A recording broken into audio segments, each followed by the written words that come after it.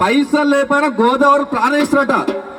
ఇంకోటి మాసలు అమ్ముకొని ఇక్కడ కొనుక్కుందాం అనుకుంటాం. మరి కొనుక్కుంటావు కొనుక్కోవద్దా చెప్పండి. మరి మీ గోదావరిలో ఏం చెప్తారు మాకు? ఎందుకు మీ దగ్గర అట్లుంది? మీరు అంటే ఏంటి దగ్గర వెళ్ళిపోవాలండి ఏంటండి? మరి అవునా కదా?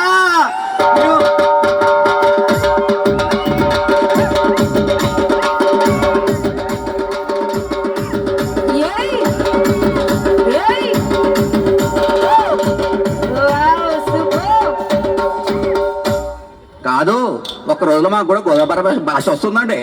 మరి ఏం చెప్పమంటారు? ఏమంటారు చెప్పండి. అక్క చెల్లెలు అన్నదమ్ములు 2 రోజుల్లో భాష మొత్తం మారుతుంది మాది. మరేంటి ఏం చేద్దాం? వేద్దాం ఒక స్టెప్. మరి అందరూ నిలబడి ఒకసారి అందరు ఇట్లా అండ్రి. అందరూ అందరూ